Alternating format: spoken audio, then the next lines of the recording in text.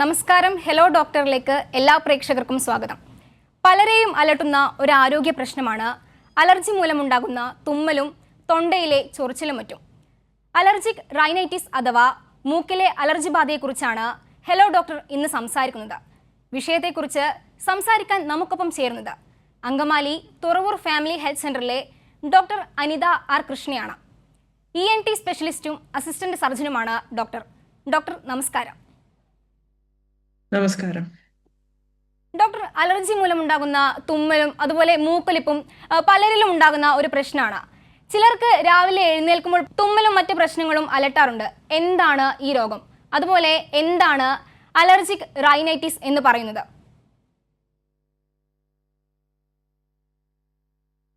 Allergic rhinitis എന്ന് പറയുന്നത് ഇപ്പം നിങ്ങൾ പറഞ്ഞ പോലെ രാവിലെ എണീക്കുമ്പോൾ ഉണ്ടാകുന്ന മൂക്കിലുണ്ടാകുന്ന ചൊറിച്ചില്, തുമ്മല്, ഇത് നമ്മുടെ ബോഡിയുടെ ഒരു ഇമ്മ്യൂൺ സിസ്റ്റത്തിന്റെ ഒരു റെസ്പോൺസ് ആണ്. നമ്മുടെ ചുറ്റുപാടുമുള്ള അലർജൻ അല്ലെങ്കിൽ നമ്മുടെ ബോഡി ഹൈപ്പർ ആയിട്ട് റെസ്പോണ്ട് ചെയ്യുന്നതിനാണ് അലർജിക് റൈനൈറ്റിസ് എന്ന് പറയുന്നത്. ഡോക്ടർ, അതുപോലെ എന്തെല്ലാം കാരണങ്ങൾ കൊണ്ടാണ് ഈ പ്രശ്നം വരാൻ സാധ്യതയുള്ളത്?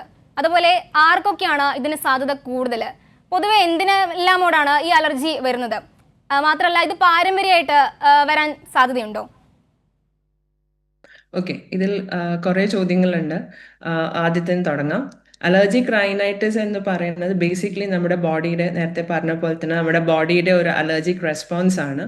അതിന് വരാൻ കുറേ കാരണങ്ങളുണ്ട്. അപ്പം ഓരോരുത്തരുടെ ബോഡി എങ്ങനെ ഒരു അലർജൻ, അത് പല അലർജൻസ് വരാം. വീട്ടിൽ ഉണ്ടാവുന്ന പൊടിയോട് അലർജി വരാം, പുറമേ ഉണ്ടാവുന്ന പോളൻസിനോട് അലർജി വരാം, വീട്ടിലെ പെറ്റ്സ് ഉണ്ടെങ്കിൽ പെറ്റ്സിനോട് അലർജി വരാം. ചിലർക്ക് ഇത് പാരമ്പര്യമായിട്ടും വരാം. പാരമ്പര്യം എന്ന് പറഞ്ഞാൽ ഫാമിലിയിൽ ആർക്കെങ്കിലും അലർജി ഉണ്ടെന്നുണ്ടെങ്കിൽ അത് അടുത്ത ജനറേഷന് വരാനുള്ള സാധ്യതകൾ കൂടുതലാണ്. അലർജിക് റൈനൈറ്റിസ് എന്ന് പറയുന്നത് ബേസിക്കലി നമ്മുടെ റൈനൈറ്റിസ് എന്ന് പറയുമ്പോൾ അതിന്റെ സിംറ്റംസ് പറഞ്ഞാൽ മൂക്ക് ചൊറിച്ചില്, മൂക്കിൽ നിന്ന് വെള്ളം വരിക, ചെവി ചൊറിയ, തൊണ്ടയിൽ ഇറിറ്റേഷൻ വരിക എന്നുള്ളതൊക്കെയാണ്. അപ്പൊ ഇതിന്റെ ഒരു മൂക്കിന്റെ ലൈനിങ് നമ്മുടെ ഭയങ്കര എയർവേ സ്റ്റാർട്ട് ചെയ്യുന്ന നമ്മുടെ മൂക്കിൽ നിന്നാണ്. അപ്പൊ അത് ഹൈപ്പർ ആയിട്ട് കൂടുതലായിട്ട് നമ്മൾ നോർമലിന് അതിൽ കൂടുതൽ റിയാക്ഷൻ വരുമ്പോൾ ഉണ്ടാകുന്ന സിംറ്റംസ് ആണ് ഈ പറഞ്ഞ മൂക്ക് ചൊറിച്ചില്, മൂക്കിൽ നിന്ന് വെള്ളം വരിക, ഇതെല്ലാം ഉണ്ടാവുന്നത്.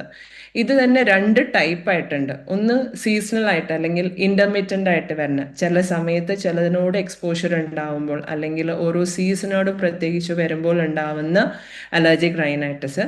രണ്ടാമത് ഉണ്ടാവുന്നതെന്ന് വെച്ചിട്ടുണ്ടെങ്കിൽ ഇയർലി ഒരു കൊല്ലം മുഴുവനും ഫുള്ളായിട്ട് ഉണ്ടാവുന്ന അലർജിക് റൈനൈറ്റിസ് ആണ് വരുന്നത്.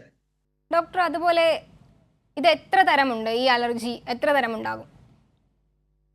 ഇത് ബേസിക്കലി രണ്ട് വിധത്തിലാണ് ഉള്ളത്. നേരത്തെ പറഞ്ഞ പോലെ ഇന്റർമീഡിയന്റും പെർസിസ്റ്റന്റ്. ഇന്റർമീഡിയന്റ് എന്ന് പറഞ്ഞാൽ ഇടയ്ക്കിടയ്ക്ക് മാത്രം ഉണ്ടാവുന്നതാണ്. അതായത് നമ്മുടെ സീസണൽ ആയിട്ട് എക്സ്പോഷർ വരുമ്പോൾ ചില സീസൺസിൽ ചിലർക്ക് കൂടുതലായിരിക്കും.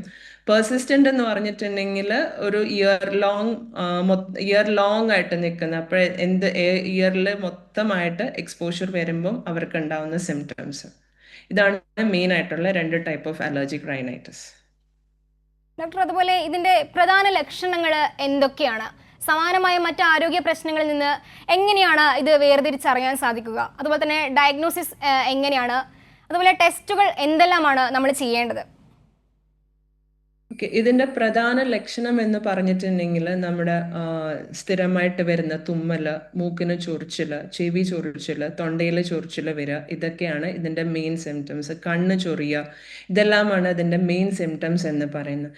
എപ്പോഴൊക്കെ നമ്മൾ ഈ അലർജനോട് എക്സ്പോഷർ ഉണ്ടാവുന്ന, അലർജൻ എന്ന് പറയുന്നത് ഇപ്പൊ വീട്ടിലാണെങ്കിൽ നമ്മുടെ വീട്ടിലുള്ള പൊടിയാകാം, നനഞ്ഞ പ്രദേശങ്ങളിലാവുമ്പോൾ ഉണ്ടാവുന്ന ഫംഗൽസിനോടുള്ള എക്സ്പോഷർ ആകാം, പുറമേക്ക് പോകുമ്പോൾ പോളൻ എക്സ്പോഷർ ആകാം, അല്ലെങ്കിൽ ഇൻഡസ്ട്രിയൽ ഏരിയാസിലാണെങ്കിൽ അവിടെ ഉണ്ടാകുന്ന ഫ്യൂംസ്, ഗ്യാസസ്, അതിനോടുള്ള എക്സ്പോഷർ ഒക്കെ വരുമ്പോൾ ഉണ്ടാവുന്ന ചൊറിച്ചിലും തുമ്മലും മൂക്കൊലിപ്പും ഇതൊക്കെയാണ് ഇതിന്റെ മെയിൻ സിംറ്റംസ് എന്ന് പറയുന്നത്. ഇതിന്റെ ടെസ്റ്റുകൾ എന്ന് പറയുന്നത്, നമുക്ക് ഇതിന്റെ വേറെ ഒരു സീരിയസ് പ്രശ്നം എന്ന് പറഞ്ഞിട്ടുണ്ടെങ്കിൽ, ഇത് കൺട്രോൾഡ് ആയില്ലെങ്കിൽ നമ്മുടെ എയർവേ, ഇത് അൺകൺട്രോൾഡ് ആയിട്ട് വന്നിട്ടുണ്ടെങ്കിൽ നമ്മുടെ എയർവേ ഭയങ്കര ഹൈപ്പർ ആക്റ്റീവ് ആയിരിക്കും. ഹൈപ്പർ ആക്റ്റീവ് ആയി കഴിഞ്ഞിട്ടുണ്ടെങ്കിൽ ആസ്മ പോലുള്ള സിംറ്റംസിലേക്ക് അല്ലെങ്കിൽ ആസ്മ പോലുള്ള ബുദ്ധിമുട്ടുകളിലേക്ക് ഇത് ലീഡ് ചെയ്യാം. ടെസ്റ്റുകൾ എന്ന് പറഞ്ഞിട്ടുണ്ടെങ്കിൽ ഇതിന് സ്പെസിഫിക് ആയിട്ടുള്ള ടെസ്റ്റുകളുണ്ട്, നോൺ സ്പെസിഫിക് ടെസ്റ്റുകളുണ്ട്. നമ്മൾ യൂഷ്വലി ഒരു സാധാരണ ഒരു അലർജി ആയിട്ട് ഒരാൾ വന്നിട്ടുണ്ടെങ്കിൽ നമ്മൾ യൂഷ്വലി ചെയ്യുന്ന ടെസ്റ്റ് എന്ന് പറഞ്ഞാൽ നമ്മൾ ബ്ലഡിൽ യോസ്നോഫിൽ കൗണ്ട്സ് നോക്കുക എന്നുള്ളതാണ്. അത് നമ്മൾ റൂട്ടീൻ സിമ്പിൾ ആയിട്ടുള്ള ടെസ്റ്റുകളാണ്. പിന്നെ IgE, അതാണ് ഇതിൻ്റെ ഒരു മീഡിയേറ്റർ എന്ന് പറയുന്നത്. IgEൻ്റെ ലെവൽസ് നോക്കുക എന്നുള്ളതാണ്, ടോട്ടൽ IgE നോക്കുക. അല്ലെങ്കിൽ നമുക്ക് സ്പെസിഫിക് ആയിട്ട് IgEൻ്റെ ലെവൽസ് എസ്റ്റിമേറ്റ് ചെയ്യാൻ പറ്റും, ചില ഫംഗൽസ് കാരണമാണോ ഇത് എന്നറിയാനായിട്ട്. ഇതൊക്കെയാണ് നമ്മൾ കോമൺ ആയിട്ട് ചെയ്യുന്ന ടെസ്റ്റ്. പിന്നെ അഡ്വാൻസ്ഡ് ആയിട്ടുള്ള ടെസ്റ്റ് എന്ന് പറഞ്ഞാൽ കോമ്പൗണ്ട് റിസോൾവ് ഡയഗ്നോസ്റ്റിക്സ് എന്ന് പറയുന്നതാണ്.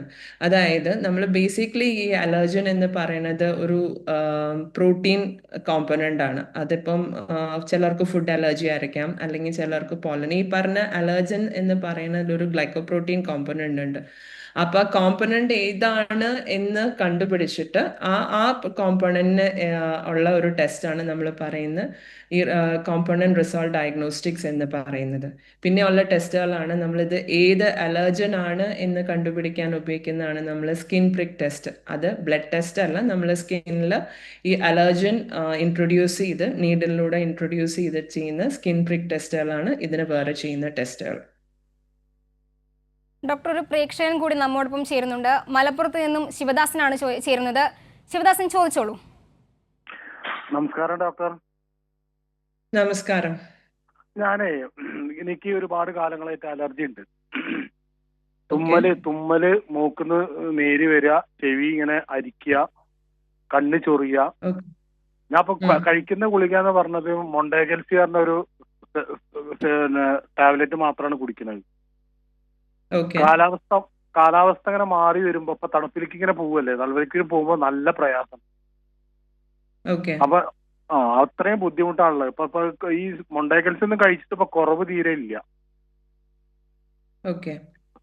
അപ്പൊ ഇത് എന്ത് ടെസ്റ്റുകളാണ് ചെയ്യേണ്ടത്?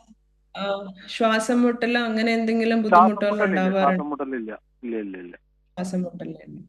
ഓക്കെ, ടെസ്റ്റുകൾ നമ്മൾ നേരത്തെ പറഞ്ഞ പോലെ തന്നെ ഇതിപ്പം സീസണൽ അലർജിക് റൈനൈറ്റിസ് എന്ന് പറയുന്നത്, അതായത് ഒരു തണുപ്പ് കാലാവസ്ഥയുടെ എക്സ്പോഷർ വരുമ്പോൾ ഉണ്ടാവുന്നതാണ്. അപ്പം അലർജിക് റൈനൈറ്റിസ് അല്ലെങ്കിൽ അലർജി എന്ന് പറയുന്നതിന് ആസ് സച്ച് നമുക്കൊരു പെർമനന്റ് ക്യൂർ എന്ന് പറയാനില്ല. അപ്പം നമുക്ക് ചെയ്യാവുന്ന കാര്യം ഇതിന് നമ്മൾ ആദ്യം അലർജൻ ഏതാന്നുള്ളത് കണ്ടുപിടിച്ച് അത് അവോയ്ഡ് ചെയ്യാന്നുള്ളതാണ് ഏറ്റവും ബെസ്റ്റ് മെത്തേഡ്. പക്ഷെ സീസണൽ കാര്യം നമുക്കൊന്നും ചെയ്യാൻ പറ്റില്ല. പിന്നെ നമുക്ക് ചെയ്യാവുന്നത് നമ്മൾ സ്കിൻ ടെസ്റ്റ് നടത്തി സെൻസിറ്റൈസേഷൻ ആയിട്ട് പിന്നെ നമുക്ക് ഗുളികൾ ഇമ്മീഡിയറ്റ് ആയിട്ട് ഉണ്ടാകുന്ന റെസൊല്യൂഷന് വേണ്ടിയിട്ട് നമ്മൾ ഗുളികൾ എടുക്കാം. മോണ്ടിലുക്കാസ്റ്റ് അല്ലെങ്കിൽ ഇപ്പൊ പറഞ്ഞ നിങ്ങൾ കഴിക്കുന്ന ഗുളിക എന്ന് പറഞ്ഞത് അത് ഫെർദർ ഉണ്ടാകുന്ന സിംറ്റംസ് കുറയ്ക്കാൻ വേണ്ടി, അതായത് ഫ്യൂച്ചറിൽ ഭയങ്കര സിവിയർ ആയിട്ട് ഇത് വരാണ്ടിരിക്കാൻ വേണ്ടി നമുക്ക് ലോങ് ടേം തരുന്നതാണ്. ഇതല്ലാണ്ട് നമുക്ക് ഉപയോഗിക്കാവുന്ന സ്റ്റിറോയിഡ് സ്പ്രേ ഉപയോഗിക്കാം. മൂക്കിലേക്ക് സ്പ്രേ അടിക്കാം. അത് ലോക്കൽ ഇഫക്റ്റ്. നമ്മൾ യൂഷ്വലി അത് സ്റ്റിറോയിഡ് സ്പ്രേ ആണ് ഉപയോഗിക്കുന്നത്. അത് നിങ്ങൾ ഒരു ഡോക്ടറെ നെ പോയി കണ്ട് അവരെ പ്രിസ്ക്രൈബ് ചെയ്യുന്ന കുറെ നമുക്ക് മാർക്കറ്റിൽ നമുക്ക് കുറെ സ്റ്റിറോയിഡ് സ്പ്രേസ് അവൈലബിൾ ആണ്. അപ്പൊ ഏതാണ് നിങ്ങൾക്ക് ആപ്റ്റ് ആയിട്ടുള്ളതെന്ന് ഡോക്ടറെ കണ്ട് ഡോക്ടർ പരിശോധിച്ചിട്ട് നമുക്ക് ഇതായിട്ട് കിട്ടുന്നതായിരിക്കും. ഞാൻ മുമ്പ് ഒരു ഡോക്ടറെ കാണിച്ചായിരുന്നു. അപ്പൊ ഡുവനേസ് എന്ന് പറഞ്ഞ മൂക്കിലടിക്കുന്ന ഒരു സ്പ്രേ എനിക്ക് തന്നിരുന്നു. അപ്പൊ അതടിച്ചു കഴിഞ്ഞാൽ നമുക്ക് ഈ കാലാവസ്ഥ വ്യതിയാനത്തിലുള്ള പ്രശ്നങ്ങൾ പരിഹരിക്കാൻ കഴിയും. കാലാവസ്ഥ അത് തന്നെ നമ്മളപ്പോ സിവിയർ ആവുന്ന സമയങ്ങളിൽ, അതായത് ഈ ഒരു പെർട്ടിക്കുലർ പീരീഡിലാണ് അത് വരണമെങ്കിൽ ആ സമയത്ത് നമുക്ക് അത് കൂടുതൽ വേഴ്സൺ ആകാണ്ടിരിക്കാനായിട്ട് നമുക്ക് സ്പ്രേ യൂസ് ചെയ്യാവുന്നതാണ്. അത് ഇങ്ങനെ ആവശ്യമുള്ള സമയത്ത് ഉപയോഗിച്ച് വെച്ചിട്ട് എന്തെങ്കിലും പ്രശ്നമുണ്ടോ ശരീരത്തിന്? ഇല്ല, അത് സ്പ്രേസ് യൂഷ്വലി ആ നമ്മൾ മൂക്കിലടിക്കുന്ന സ്പ്രേക്ക് യൂഷ്വലി ആ ഒരു ലോക്കൽ ഇഫക്റ്റ് മാത്രമാണ് ഉണ്ടാവുക. ഒരു സിസ്റ്റമിക് ആയിട്ട് നമ്മുടെ ബോഡിയിൽ നമ്മളിപ്പോ സ്റ്റിറോയിഡ് ഗുളിക കുറെ നാൾ കഴിച്ചുണ്ടാവുന്ന പോലത്തെ ഒരു പ്രശ്നങ്ങള് ഈ സ്പ്രേക്ക് ഇല്ല. പക്ഷെ ഇടയ്ക്ക് ഇങ്ങനെ തലവേദന, ഇങ്ങനെ നെറ്റിയുടെ ഭാഗത്ത് ഇങ്ങനെ വേദന ഇങ്ങനെ വരാറ്. ഓക്കെ, അതെന്താന്ന് വെച്ചിട്ടുണ്ടെങ്കിൽ നമ്മൾ ഈ മൂക്കിലുണ്ടാവുന്ന നമ്മുടെ മൂക്കിൽ നമ്മൾക്കൊരു ലൈനിങ് ഉണ്ട്. ആ ലൈനിങ് എപ്പോഴും നമ്മൾ സ്ഥിരമായിട്ട് അലർജി ഉള്ള സമയത്ത് ആ ലൈനിങ്ങിൽ ചെറിയ നീരെല്ലാം വരും. അപ്പം നമ്മുടെ മൂക്കിൻ്റെ ചുറ്റും സൈനസ് എന്ന് പറഞ്ഞ നമ്മൾ സൈനസസ് ഉണ്ട്. ആ സൈനസസ് ഈ മൂക്കിലേക്കാണ് എല്ലാം തുറക്കുന്നത്. അപ്പം സൈനസിന്റെ ഈ സ്വെല്ലിംഗ് എല്ലാം വരുമ്പോൾ സൈനസിന്റെ ഓപ്പണിംഗ് ബ്ലോക്ക് ആവും. സൈനസിന്റെ ഓപ്പണിംഗ് ബ്ലോക്ക് ആവുമ്പം അതിൻ്റെ ഉള്ളിലുള്ള സെക്രീഷൻസ് എല്ലാം അവിടെ കെട്ടിക്കിടന്ന് നിന്ന് അത് സൈനസൈറ്റിസ് പോലെ വരാൻ സാധ്യതയുണ്ട്. അങ്ങനെ സൈനസൈറ്റിസ് വരുമ്പോഴാണ് യൂഷ്വലി ഒരു തലവേദന എന്നുള്ള സിംറ്റമായിട്ട് വരുന്നത്. ഡോക്ടർ, ഒരു പ്രേക്ഷകൻ കൂടി നമ്മോടൊപ്പം ചേരുന്നുണ്ട്. പെരുമ്പാവൂരിൽ നിന്ന് സിദ്ധാർത്ഥാണ് ചേരുന്നത്. സിദ്ധാർത്ഥ്, ഡോക്ടറോട് ചോദിച്ചോളൂ. ഡോക്ടർ, എൻ്റെ പേര് സിദ്ധാർത്ഥ് എന്നാണ്. ഞാൻ ഒരു ഓക്കെ കഴിഞ്ഞ കുറച്ച് വർഷങ്ങളായിട്ട് എനിക്ക് അലർജിയുടെ ഈ പ്രശ്നമുണ്ട്. ഓക്കെ അപ്പോ ഇത് ഈ പറഞ്ഞ സിംറ്റംസ് എല്ലാം എനിക്കിപ്പോ ഉണ്ട്. ആക്ച്വലി ഇപ്പൊ നിലവിലും ഉണ്ട്. ഇപ്പൊ കറന്റ്ലി ഉണ്ട്. മൂക്ക് ചൊറിച്ചിലുണ്ട്, തുമ്മലുണ്ട്. ഈ കണ്ണിന്റെ ഇതിന്ന് ഈ മ്യൂക്കസ് വരുന്ന ഒരു ഇതില്, എസ്പെഷ്യലി കണ്ണിന്റെ ഇതിന്ന് ഈ നമുക്ക് ഭയങ്കര അലർജി വരുമ്പോ ഈ കണ്ണ് ചൊറിഞ്ഞ് പിന്നെ അവിടുന്ന് ഈ മ്യൂക്കസ് കുന്നുകൂടുന്ന ഒരു പരിപാടിയില്ലേ, അതാണ് എനിക്ക് കൂടുതലും ഉണ്ടാവാറുള്ളത്. പിന്നെ മൂക്ക് ചൊറിച്ചിൽ അത് ഭയങ്കരമായിട്ടുണ്ട്, ഇപ്പോഴും ഉണ്ട്. ഇതിനുവേണ്ടി ഞാൻ പല പല ട്രീറ്റ്മെന്റ് ചെയ്ത് നോക്കിയിട്ടുണ്ട്. ഹോമിയോ നോക്കിയിട്ടുണ്ട്, അത് വർക്കായിട്ടില്ല. പിന്നെ അലോപ്പതിക് ആണെങ്കിലും അതിൽ ഞാൻ കൂടുതലും മീൻസ് ഭയങ്കര കൂടുതലാവുമ്പോ ഞാൻ ഒന്നെങ്കിൽ സിട്രസീൻ എടുക്കും അല്ലെങ്കിൽ മൊണ്ടിക്കോപ്പ് എടുക്കും. ഈ 2 ഗുളികളാണ് ഞാൻ കഴിക്കാറുള്ളത്. അപ്പൊ ഒരു താൽക്കാലികമായിട്ടുള്ള ഒരു ആശ്വാസം കിട്ടും. പക്ഷെ ഇതിനൊരു പെർമനന്റ് ആയിട്ടുള്ളൊരു ക്യൂർ ഇതുവരെ എനിക്ക് കിട്ടിയിട്ടില്ല. ഓക്കെ, ഒരു കാര്യം നമ്മൾ മനസ്സിലാക്കേണ്ട എന്താന്ന് വെച്ചിട്ടുണ്ടെങ്കിൽ അലർജിക് റൈനൈറ്റിസ് നമുക്ക് പെർമനന്റ് ആയിട്ട് ഒരു ക്യൂർ എന്ന് നമുക്ക് ഇല്ല. ഒരിക്കലും നമുക്കത് പെർമനന്റ്ലി ക്യൂർ ചെയ്യാൻ പറ്റില്ല. ഇതിന് നമുക്ക് ട്രീറ്റ്മെന്റ് കൺട്രോൾ ചെയ്യാനും പറ്റും. പിന്നെ ഒരു ട്രീറ്റ്മെന്റ് അല്ലെങ്കിൽ ഒരു ക്യൂർ ഓഫ് അലർജിക് റൈനൈറ്റിസ് എന്ന് പറഞ്ഞിട്ടുണ്ടെങ്കിൽ നമ്മൾ നമ്മൾ യൂഷ്വലി മെഡിസിൻസ് കൊടുത്തു നോക്കും, നേസൽ സ്പ്രേസ് കൊടുത്തു നോക്കും. അതിലൊന്നും ബെനിഫിറ്റ് അല്ലാത്തവർക്ക് ഇപ്പോൾ പുതിയതായിട്ട് നമ്മൾ ഇമ്മ്യൂണോതെറാപ്പി ഉണ്ട്. ഇമ്മ്യൂണോതെറാപ്പിയിൽ നമ്മൾ ആദ്യം ഒരു പാനൽ ഓഫ് ടെസ്റ്റുകൾ നടത്തിയിട്ട് ഏതൊക്കെയാണ് അലർജൻ, നിങ്ങൾ സെൻസിറ്റീവ് ആയിട്ടുള്ള അലർജൻസ് ഏതൊക്കെയാണ് നോക്കി അലർജനെ നമ്മൾ വീണ്ടും നിങ്ങളുടെ ബോഡിയിലേക്ക് നമ്മൾ ഇഞ്ചെക്ട് ചെയ്ത് ബോഡീനെ നമ്മൾ സെൻസിറ്റൈസ്ഡ് ആയിട്ടുള്ളതിനെ ഡീസെൻസിറ്റൈസ് ചെയ്യാണ്. വിച്ച് ടേക്സ് ഒരു കുറച്ച് ലോങ് ആയിട്ടുള്ള ഒരു പ്രൊസീജിയറാണ്. അത് ഇമ്മീഡിയറ്റ്ലി തന്നെ നമ്മളത് ഡീസെൻസിറ്റൈസേഷൻ വരില്ല. Over A period of time നമ്മൾ കുറേശ്ശെ അലർജൻ ഇൻട്രൊഡ്യൂസ് ചെയ്തിട്ട് നമ്മൾ ബോഡീനെ ഡീസെൻസിറ്റൈസ് ചെയ്യാണ്. പിന്നെ ഈ പറഞ്ഞ സെട്രസിൻ കഴിക്കുക എന്നുള്ളത് നമ്മൾ ഇമ്മീഡിയറ്റ് റിലീഫിന് വേണ്ടിയിട്ടുള്ളതാണ്. സെട്രസിൻ്റെ ഒപ്പം ഇമ്മീഡിയറ്റ് റിലീഫിന് വേണ്ടി നമ്മൾ മോണ്ടിലൂക്കാസ്റ്റ് കഴിച്ചിട്ടുണ്ടെങ്കിൽ അത്ര ഒരു ബെനിഫിറ്റ് വരില്ല. കാരണം മോണ്ടിലൂക്കാസ് ബേസിക്കലി നമ്മുടെ ബോഡിയിൽ അലർജി വരുമ്പം അലർജി ഉണ്ടാക്കുന്ന കെമിക്കൽ മീഡിയേറ്റേഴ്സ് ലൈക്ക് ഹിസ്റ്റമിൻ പോലുള്ള സാധനങ്ങൾ റിലീസ് ആകുമ്പോഴാണ് ഈ പറഞ്ഞ മൂക്ക് ചൊറിച്ചിലും കണ്ണ് ചൊറിച്ചിലും ഈ പ്രശ്നങ്ങളെല്ലാം ഉണ്ടാവുന്നത്. അതിന് ഇമ്മീഡിയറ്റ്ലി സ്റ്റോപ്പ് ചെയ്യാനാണ് നമ്മൾ ഈ സെട്രസിൻ പോലുള്ള മരുന്നുകൾ കൊടുക്കുന്നത്. അതിൻ്റെ പിന്നീട് ഉണ്ടാവുന്ന എക്സ്പോഷറിൽ അത്രയും സിഗ്നിഫിക്കൻ്റ് ആയിട്ട് വരാണ്ടിരിക്കാനാണ് നമ്മൾ മോണ്ടിലൂക്കാസ് പോലുള്ള മെഡിസിൻസ് കൊടുക്കുന്നത്. ഇത് രണ്ടുമാണ് എടുത്തിട്ടുള്ളൂ എങ്കിൽ നമുക്കൊരു course of nasal spray try ചെയ്യാവുന്നതാണ്. നേസൽ സ്പ്രേ ട്രൈ ചെയ്തിട്ട് ബെനിഫിറ്റ് ഉണ്ടോ ഇല്ലേ നോക്കാം. ഒന്നിലും ബെനിഫിറ്റ് ഇല്ല എന്ന് പറയുമ്പോഴാണ് നമ്മൾ ഇമ്മ്യൂണോതെറാപ്പി എന്നുള്ള ഒരു ട്രീറ്റ്മെന്റ് മെത്തേഡിലേക്ക് യൂഷ്വലി പോകാറ്. എടുത്തു കഴിഞ്ഞാൽ മീൻസ് ഇത് ആസ് യു സെഡ് പെർമനന്റ് ആയിട്ടുള്ള ഒരു ക്യൂർ ഉണ്ടാവില്ല. എന്നാലും നമ്മളൊരു 50 to 60, 70% വരെയൊക്കെ ഒരു നമുക്ക് സിംറ്റംസ് ബെനിഫിറ്റ് ഉണ്ടാകും. പിന്നെ നമ്മുടെ ഒരു എൻവയോൺമെന്റൽ ഫാക്ടേഴ്സ് ഉണ്ട്. അതായത് നമുക്ക് അലർജി ഓരോരുത്തർക്കും ഓരോ സമയമായിരിക്കാം അലർജി ഉണ്ടാക്കുന്നത്. അതിലും നമ്മുടെ ലൈഫ് സ്റ്റൈലിലൊക്കെ കുറച്ചൊരു ഈ മൂടിക്കെട്ടിരിക്കുമ്പോഴുള്ള ഒരു ഈ സീസൺ അല്ലേ ആക്ച്വലി ഭയങ്കരമായിട്ട് ഗ്ലൂമി ആയിട്ടുള്ള ഒരു സീസൺ. അതിലാണ് എനിക്ക് കൂടുതലും മീൻസ് മഴയാണ് കുറച്ചും കൂടി ഒരു പ്രശ്നമായിട്ടുള്ള ഒരു ഫാക്ടർ.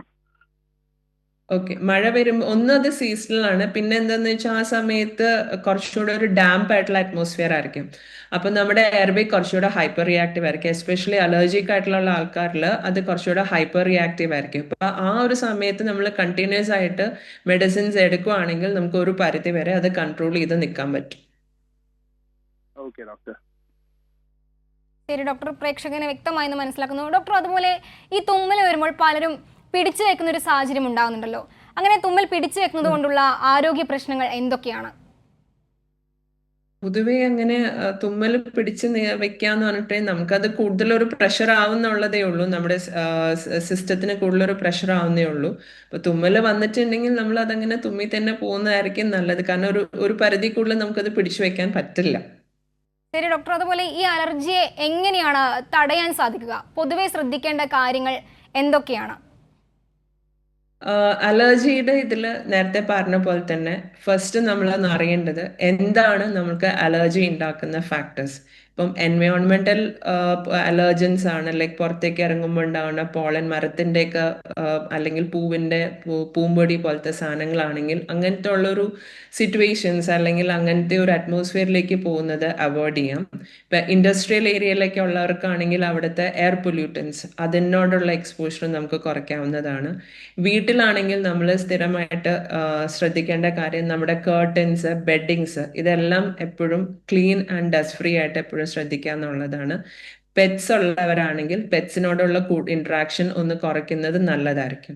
ഇതാണ് നമ്മൾ ബേസിക്കലി അലർജൻ അവോയ്ഡ് ചെയ്യാൻ വേണ്ടി ചെയ്യുന്ന കാര്യങ്ങൾ. ചിലർക്ക് ഫുഡ് ആയിരിക്കും, ലൈക്ക് ഷെൽ ഫിഷ് ആയിരിക്കാം, അല്ലെങ്കിൽ ചിലർക്ക് എഗ് ആയിരിക്കാം, ചിലർക്ക് exposure to the cool climate ആയിരിക്കാം, അല്ലെങ്കിൽ ചിലർക്ക് ഡയറി പ്രോഡക്ട്സ് ആയിരിക്കാം. അപ്പൊ ഇനീഷ്യലി എന്താണോ നമുക്ക് അലർജൻ ഉണ്ടാക്കുന്നത്, ഇപ്പൊ നമുക്ക് അറിയാവുന്നുണ്ട് എന്ത് അലർജൻ ആണ് നമ്മൾക്ക് ഈ എന്തൊരു സിറ്റുവേഷനിൽ പോകുമ്പോഴാണ് നമുക്ക് ഈ അലർജി ഉണ്ടാകുന്നത്, അത് അവോയ്ഡ് ചെയ്യാന്നുള്ളതാണ് ഏറ്റവും ബെസ്റ്റ് മെഷേഴ്സ്. ഇൻ കേസ് അത് പറ്റുന്നില്ല എങ്കിൽ ഇപ്പൊ ഇൻഡസ്ട്രിയൽ ഏരിയയിൽ താമസിക്കുന്ന നമ്മളെടുത്ത് പെട്ടെന്ന് അവിടെ നിന്ന് മാറാം എന്നൊക്കെ പറഞ്ഞിട്ടുണ്ടെങ്കിൽ അതൊക്കെ ബുദ്ധിമുട്ടുള്ള കാര്യമാണ്. അങ്ങനെയൊക്കെ ആണെന്നുണ്ടെങ്കിൽ നമ്മൾ അവിടെ മെഡിസിൻസ് എടുക്കുക എന്നുള്ളതാണ് നമുക്ക് ചെയ്യാവുന്ന ഒരു കാര്യം. ശരി ഡോക്ടർ, വ്യക്തമാണ്. ഒരു പ്രേക്ഷകൻ കൂടി നമ്മോടൊപ്പം ചേരുന്നുണ്ട്. കളമശ്ശേരിയിൽ നിന്ന് ജമാലാണ് ചേരുന്നത്. ജമാൽ, ഡോക്ടറോട് ചോദിച്ചോളൂ. അതെ, എന്റെ പേര് ജമാൽ. ഓക്കെ. എനിക്ക് മൂക്കിൽ ദശ വളർച്ചയുണ്ട്, തൊണ്ട ചൊറച്ചില്, കണ്ണ് കടി വരും, തൊണ്ട ചൊറച്ചിൽ വരും, പിന്നെ തുമ്മലുണ്ട് തുടർച്ചയായിട്ട്, പാലത്തിന് വളവുണ്ട്. അപ്പൊ അതിന്റെ ഓപ്പറേഷൻ ചെയ്യാൻ പറഞ്ഞാണ്, അപ്പൊ അത് ചെയ്തിട്ടില്ല. അപ്പൊ അത് ഇങ്ങനെ പ്രശ്നമുണ്ട്. ഓക്കെ. ഇതിലിപ്പം മിസ്റ്റർ ജമാല് പറഞ്ഞ ഇഷ്യൂസ് കുറച്ചൊരു അലർജിക്, കൂടുതലും ഒരു അലർജിക് റൈനൈറ്റിസിന്റെ പോലത്തെ പ്രശ്നമാണ്. മൂക്കിന്റെ ദശ വളരണു എന്ന് പറഞ്ഞിട്ടുണ്ടെങ്കിൽ നമ്മൾ യൂഷ്വലി സ്ഥിരമായിട്ട് ഈ അലർജിക് റൈനൈറ്റിസ് ഉള്ളപ്പോൾ എപ്പോഴും ഒരു സ്വെല്ലിംഗ് ആയിട്ട് നിൽക്കാം. ചിലവരില് not directly related to allergy, പക്ഷെ പോളിപ്പ് പോലുള്ള സാധനങ്ങൾ വരാം. ഇൻ കേസ് പോളിപ്പാണ് അത് സിവിയർലി നമ്മുടെ നോസ് ബ്ലോക്ക് ഉണ്ടാക്കി നമുക്ക് ഒരു സ്റ്റഫിനെസ്സും അങ്ങനത്തെ ബുദ്ധിമുട്ടുകളൊക്കെയാണ് ഉണ്ടാക്കുന്നതെങ്കിൽ നമ്മൾ പോളിപ്പിന് നമ്മൾ സർജറിയാണ് യൂഷ്വലി അഡ്വൈസ് ചെയ്യുന്നത്. സിവിയർലി ബ്ലോക്ക്ഡ് ആയിട്ടുള്ള ഒരു നോസിൽ, പോളിപ്പ് കാരണം സിവിയർലി ബ്ലോക്ക്ഡ് ആയിട്ടുള്ള ഒരു നോസിൽ നമുക്ക് സ്പേസ് ഉണ്ടാക്കാൻ വേണ്ടി നമ്മൾ പോളിപ്പിന് റിമൂവൽ സർജറി പറയാം. ഇല്ല, ചെറിയ ചെറിയ പോളിപ്പ് ആണെങ്കിൽ നമ്മൾ ഉപയോഗിക്കുന്ന സ്പ്രേ, നേസൽ സ്പ്രേ, മൂക്കിൽ അടിക്കുന്ന സ്പ്രേ വെച്ചിട്ട് അത് കൺട്രോൾഡ് ആകും. ഇപ്പൊ മൂക്കിന്റെ പാലത്തിന് വളവുണ്ട് എന്നുള്ളത് കൊണ്ട് മാത്രം നമ്മൾ നേസൽ സർജറി ചെയ്യണം എന്നില്ല. അതും അലർജിക് എല്ലാം കൂടെ കമ്പൈൻഡ് ആയിട്ടുള്ള ഒരു മൂക്കിലെ പ്രശ്നങ്ങൾ വരുന്ന എന്നുള്ളപ്പോഴാണ് നമ്മൾ യൂഷ്വലി മൂക്കിന്റെ പാലത്തിന്റെ വളവ് കറക്റ്റ് ചെയ്യാൻ പറയുന്നത്. പക്ഷെ അത് ഡസൻ മീൻ ദാറ്റ് നിങ്ങളുടെ അലർജി സിംറ്റംസ് അവിടെ കൺട്രോൾ ആവുന്നല്ല.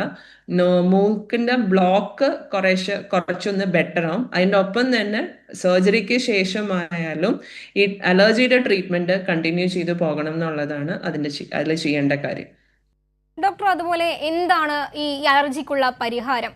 എന്തെല്ലാമാണ് നൂതന ചികിത്സാ മാർഗങ്ങൾ ഇതിനുള്ളത്?